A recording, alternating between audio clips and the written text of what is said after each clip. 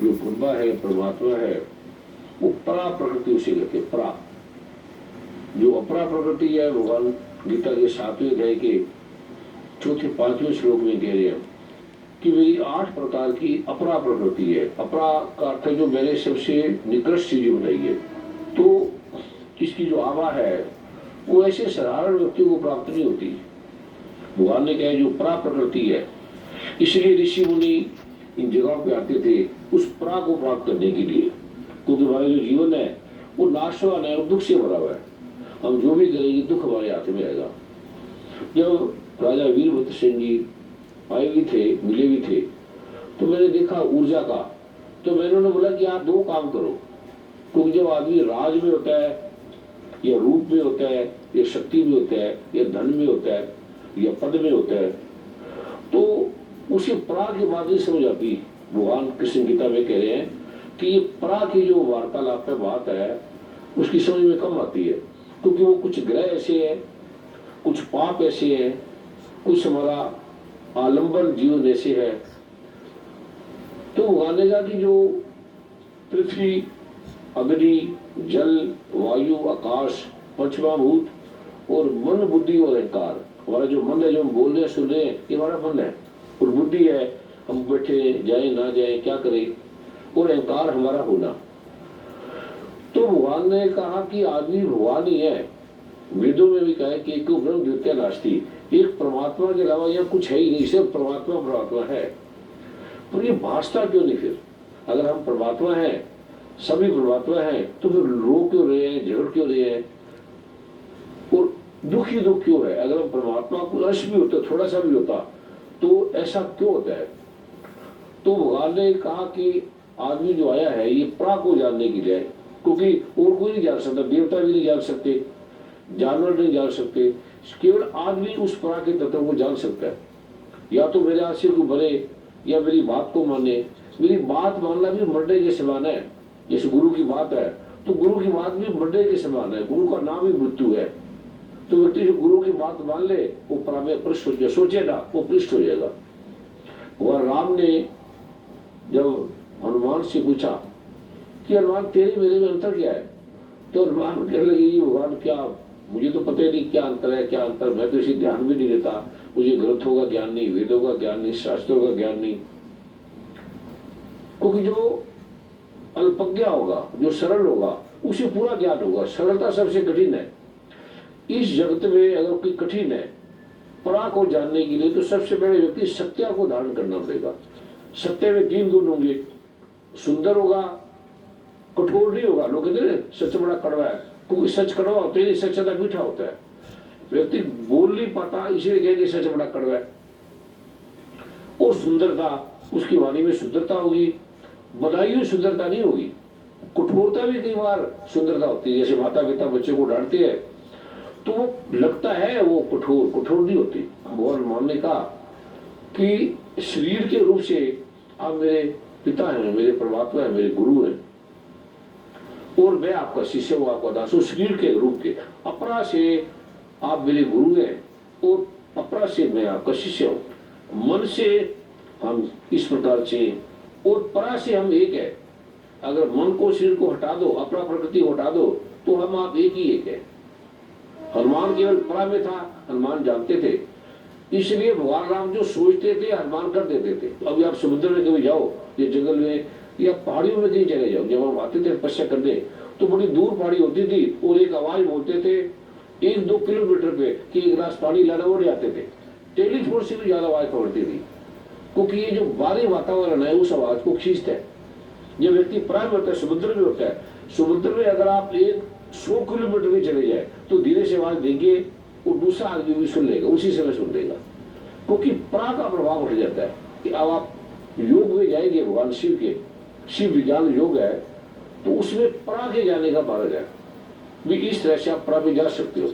अब आपने किसी को जानना है, कोई अमेरिका में है या कनाडा में है या आपको रिश्ते आ रहा है या आपके घर में क्या हो रहा है, पत्नी बच्चे क्या कर रहे हैं, तो जैसे आप उस परा विज्ञान में जाएंगे, तो परा विज्ञान में जाएंगे। आप हैं यहाँ पर हिमाचल में, आपकी बंधु रहते हैं दिल्ली, बम्बे, अमेरिका, तो आप उसे जैसा टीवी में देखते हैं ऐसे लाइव देखेंगे, ऐसे आप प्रत्यक्ष देखेंगे परा के विज्ञान में जाती, क्योंकि परा के विज्ञान में फासला नहीं है, डिस्टेंस नहीं है, और काल की जरूरत नहीं, इंद्रियों की जरूरत नहीं। हम जो भी देखते हैं वो इंद्रियों के द्वारा देख रहे हैं, आंख के द्वारा, कान के द्वारा, नाक के द्वारा, ये हमारा बोलने का, सुनने का, ये पंच इंद्रियों के द्वारा हम उसको देखते हैं, वार्तालाप करते हैं, वो भी चाहिए। लेकिन परा में ऋषियों को कोई भौतिक चीजों की जरूरत नहीं है। जैसे भगवान शिव ने योगों का, आयुर्वेद का किया, तो उनके पास कोई मशीन थोड़ी थी, कुछ नहीं था, और वो आयुर्वेद के उनके ग्रंथ पढ़े, ऋषियों के पढ़े, ये सारे ग्रंथ भगवान शिव से आए हुए हैं। हम नाम तो लिख देंगे, ऋषियों के नाम लिख देंगे, धन्वंतरी है और ब्रह्मा है, चरक है, सुश्रुत है। इनसे पूछोगे वो कहते हमें पता नहीं, हम परा में गए तो हमारे शरीर का उपयोग हुआ। ब्रह्मा से पूछेंगे, ब्रह्मा कहेगा कि मैंने ये लिखी दो सारी दवाइयां, सारा कुछ बढ़ाया है, पर मुझे ज्ञान नहीं है कि ये कैसे विदेश हुआ, मुझे पता नहीं है। जैसे गिलास को नहीं पता कि पानी कैसे डाला, ऐसे जब आप परा में जाए तो परा में आप देखेंगे, आप यहाँ बैठे हैं, अभी आपको घरों की याद आ रही है या कोई होगा, तो आप देखेंगे वो आपको दिख रही है, आपकी पत्नी, आपका पति आपको दिख रहा है, वो दीवार के पास दीवार नहीं होती। परा में कोई ये दीवार भौतिक नहीं होता, क्योंकि पृथ्वी का तत्व विलीन हो जाएगा, अग्नि का तत्व विलीन हो जाएगा। पृथ्वी, अभी वैज्ञानिक क्यों ढूंढते हैं, हम गॉड पार्टिकल ढूंढ रहे हैं, तो गॉड पार्टिकल वो ढूंढ ही नहीं पाएंगे। उन्होंने नाम तो रख दिया गॉड पार्टिकल, पर नाम उन्होंने झूठा रखा, ब्राह्मण का नाम रखा है। वो कहते हमने इलेक्ट्रॉन को ढूंढ लिया। अगर साथ बैठे विज्ञान के, मैं इनसे पूछूंगा कि वो जो विज्ञान है आपका, क्योंकि आप बहुत बड़े साइंटिस्ट भी हैं, तो आप जरा हमारे सामने आके बताएं कि ये वैज्ञानिक जो पार्टिकल ढूंढ रहे हैं और इलेक्ट्रॉन, प्रोटॉन, न्यूट्रॉन के बारे में, तो इनसे समझेंगे कि क्या वो गॉड पार्टिकल को समझा जा सकता है। फिर वो वैज्ञानिक कहते हैं अगर वो गॉड पार्टिकल को समझ रहे तो ये जो आकाश है खाली, अगर ये एक मुट्ठी कम हो जाए, अगर एक मुट्ठी आकाश कम हो जाए तो सारी पृथ्वी जमीन पर जुड़ जाएगी, टोटल सब, हम नहीं रहेगी। और वो उसको ढूंढ रहे वैज्ञानिक, ढूंढ मिलेगा क्यों नहीं, क्योंकि वो ढूंढ रहे हैं। अब जैसे माइक्रोस्कोप से देखते हैं, माइक्रोस्कोप भी तो भौतिक है ना, आंख से देखते हैं, माइक्रोस्कोप की बड़ी आंख है, लेकिन परा के लिए ये इंद्रिय नहीं चाहिए, आंख नाक कान नहीं चाहिए। वो परा में जाएगा कैसे, ये वैज्ञानिक नहीं ढूंढ सकता, क्योंकि वैज्ञानिक सोचते हैं कि मन बुद्धि से बाहर कुछ है ही नहीं। अगर मन बुद्धि नहीं हुई तो करेंगे क्या, वो केवल भगवान शिव जानते हैं। तो अग्रवाल साहब से पहले भक्ति को समझेंगे, फिर मैं परा के बारे में थोड़ा सा बताऊंगा। गुरुदेव के चरणों में कोटि कोटि नमन। गुरुदेव का आदेश हुआ है कि मैं गॉड पार्टिकल्स के बारे में थोड़ी सी चर्चा करूं। मैं उसको बड़ी साधारण भाषा में बताने की कोशिश करूंगा। आप सबने सुना है, कोई भी पदार्थ, कोई भी सब्सटेंस, उसमें एक एटम होता है, एक मॉलिक्यूल होता है। किसी भी चीज को आप तोड़ते जाएं, तोड़ते जाएं, तोड़ते जाएं, जो सबसे छोटा कण बचेगा उसको मॉलिक्यूल कहते हैं। आप नमक ले लें, नमक का टुकड़े करते जाएं, जो छोटे से छोटा, जिसको आप इलेक्ट्रॉन माइक्रोस्कोप से देख सकते हैं, उसे मॉलिक्यूल कहते हैं। नमक का, जिसे शायद आप जानते हो लोग, सोडियम क्लोराइड कहते हैं।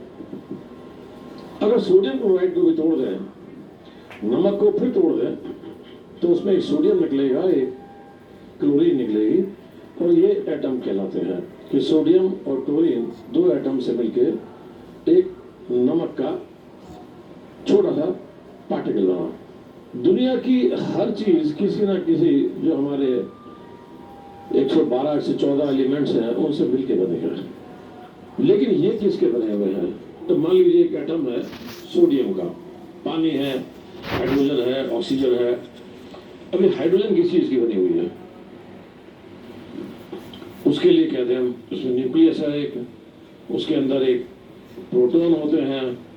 इस एटम को तोड़ते जाए तो हमें मिलता है न्यूट्रॉन, प्रोटॉन, इलेक्ट्रॉन। ये तीन कॉमनली कहे जाने वाले पार्टिकल हैं। इन सब के बीच में एक छोटा सा न्यूक्लियस होता है, जिसके अंदर साइंटिस्ट कहते हैं कि उसमें न्यूट्रॉन और प्रोटॉन रहते हैं, और वहीं पर इसका असली वजन होता है, वेट होता है।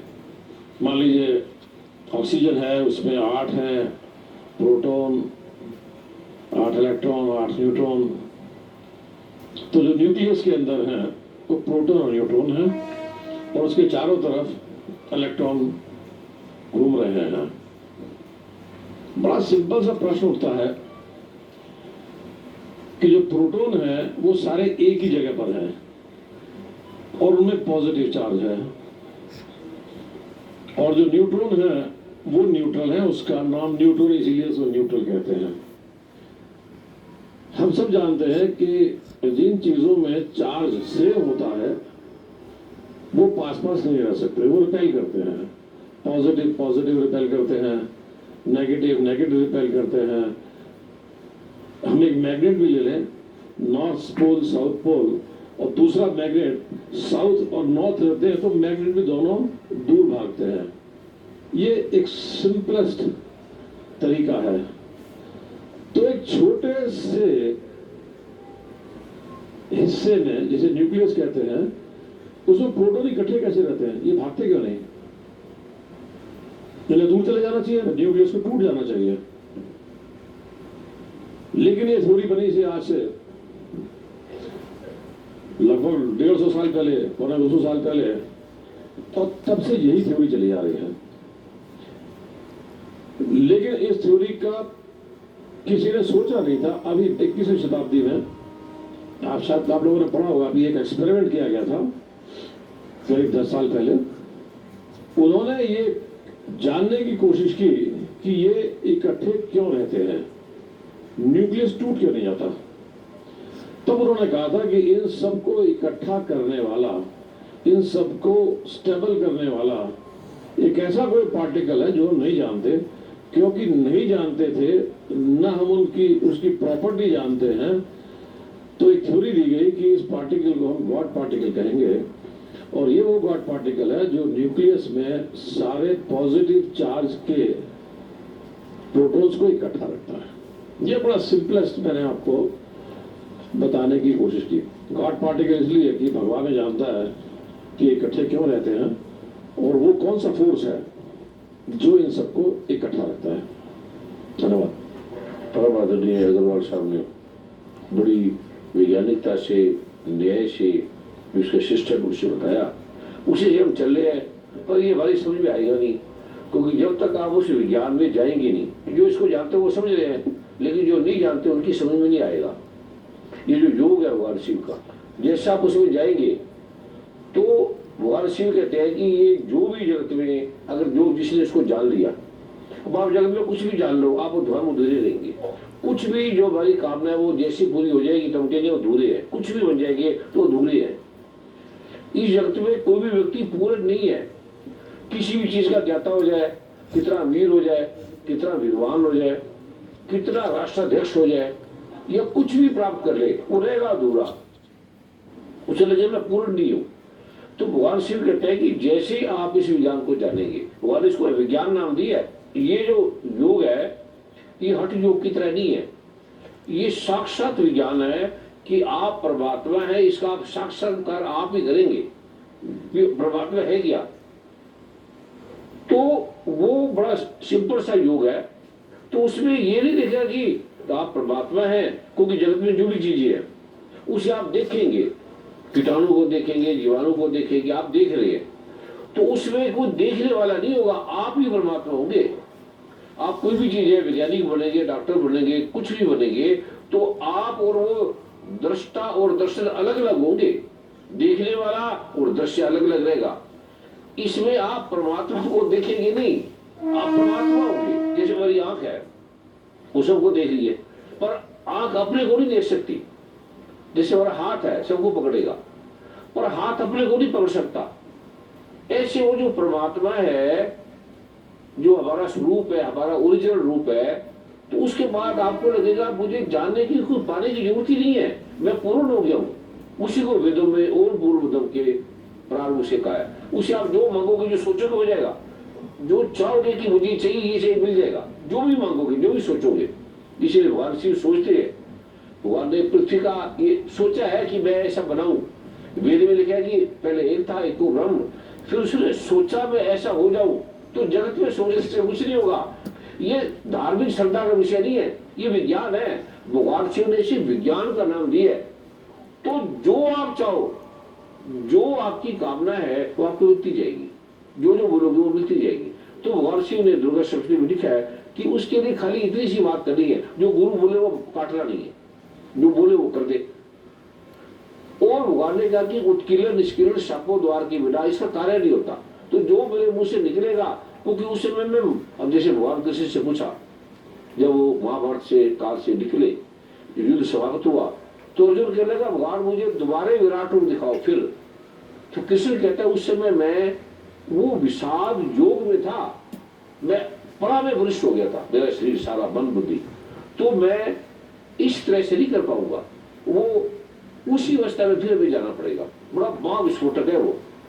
और भगवान कृष्ण से होने मात्र से लड़ रहे थे, सब मर रहे थे, वरना वहां जो योद्धा थे, द्रोणाचार्य थे, शुक्राचार्य थे, इलेक्टर नोटर बब्बों के मास्टर थे, वो उसे हराना संभव नहीं था। पर भगवान के होने से ही, होने से बदलने लगा।